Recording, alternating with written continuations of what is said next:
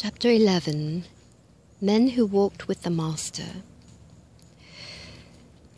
I think many of you have planted seeds or set out plants and loved them and watched them grow. Plants will respond very readily. Luther Burbank never sent out a plant from his garden unless it responded to his voice. George Washington Carver did the same thing. I worked with George Washington Carver, and I knew Luther Burbank from the time he was 6 years old. Luther Burbank always said, and it disturbed his mother and father very much because they did not understand it, that Jesus worked with him all the time. One Sunday afternoon, he walked with his father over to visit a neighbor.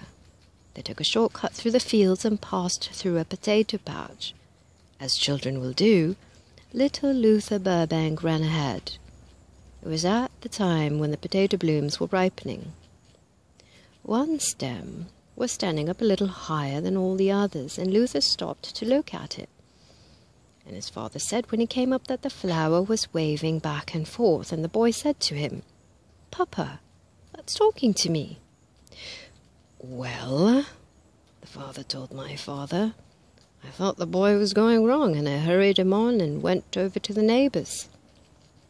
All the time they were there, Luther was anxious to return, and finally, about 3:30, they started homeward. They returned through the same potato field, and the boy rushing ahead, going directly to the same plant.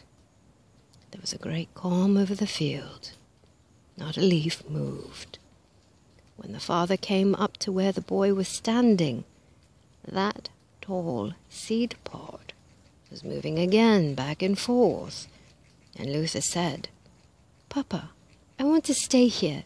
Jesus is talking to me and telling me what to do." His father took him home and made him do his chores and sent him to bed. In a short time, he found him stealing downstairs, trying to get out of the house. He was sent back to bed 3 different times that night. By that time it was 11 o'clock, and the parents thought the boy was asleep for the night. The next morning, Luther was missing. The father walked out into the field, and there he found the boy wrapped around that potato hill just as close as he could get to it, sound asleep.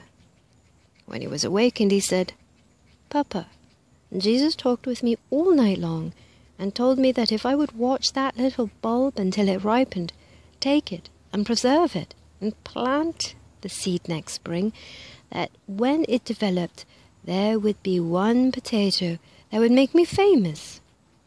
And that is just what happened. Luther Burbank also worked with the cactus.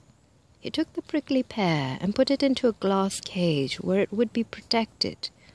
For 5.5 months he sat before that case 1 hour each day and talked to that prickly pear, something like this: "Now you are protected. You don't need those spikes. Let them go." In 7.5 months, the spikes had dropped off. He had the spikeless cactus. Luther Burbank used to say, "Why, I walk and talk with Jesus, and he with me. He teaches me. He tells me what to do."